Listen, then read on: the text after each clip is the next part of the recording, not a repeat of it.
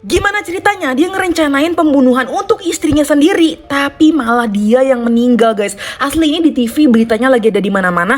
Kalian yang orang Indonesia ini wajib banget tahu tentang kasusnya. Malam ini gue bakal bahas di satu video ini tanpa part-partan. Ayo kita mulai. Oke, awalnya itu ada video CCTV yang sempat seliweran di TikTok, di mana ini adalah ibu-ibu yang lagi bawa anaknya naik motor kayak habis jemput pulang sekolah gitu lah modelannya. Dan akhirnya ada motor yang tiba-tiba lewat dari belakang, zeng, ini mereka berdua nih ya. Dan ada salah satu yang nembakin senjata ke perutnya si ibu ini.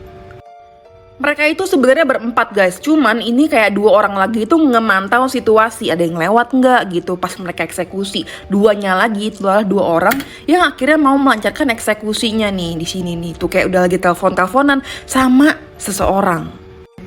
Awalnya tuh orang pada bingung kan, pada komen kayak, ini orang siapa sih, jahat banget kok, ibu lagi bawa anak segala ditembak dan lain-lain, kok jahat banget sih, siapa nih orang yang jahat gini. Ternyata terkuak kalau misalkan ini adalah orang suruhan dari suaminya sendiri. Ini adalah muka suaminya yang namanya itu Bribda Muslimin, anggota TNI. Bayangin anggota TNI bisa melakukan hal sekejam itu ke istrinya sendiri.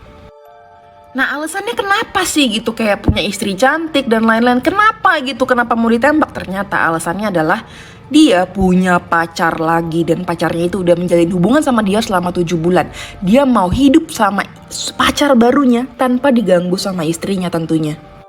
Mendengar kabar istrinya itu ditembak, akhirnya dia mengantarkan istrinya juga ke rumah sakit untuk berobat, kayak ya buru-buru gitu kan. Sampai akhirnya di sana istrinya lagi ditanganin, dia malah keluar nih dari rumah sakit, dan ternyata beberapa ratus meter dari situ dia ngambil uang dan dikasih ke eksekutornya. Bayangin, di saat dia nemenin istrinya ke rumah sakit karena tembakan itu.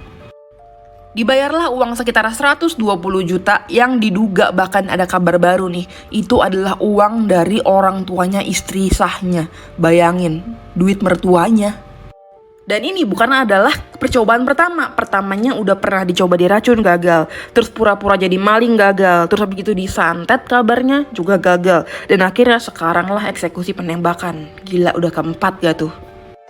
Setelah membayarkan 120 juta tadi kepada 5 orang yang disuruh sama dia, akhirnya dia membawa pacarnya yang berinisial R itu ke daerah Wonosobo untuk akhirnya tinggal bersama berdua. Dan akhirnya dia bilang, aku baru aja menyuruh orang untuk menembak istriku sendiri. Pacarnya kaget dan akhirnya, gak mau aku tinggal sama kamu, aku gak mau terlibat. Akhirnya dia dicampakkan.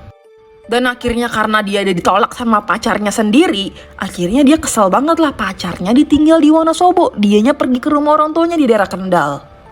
Di situ dia minta maaf ke orang tuanya, terus mengakui semua perbuatannya kepada istrinya, dan orang tuanya menyarankan dia untuk menyerahkan diri ke polisi, tapi dia menolak.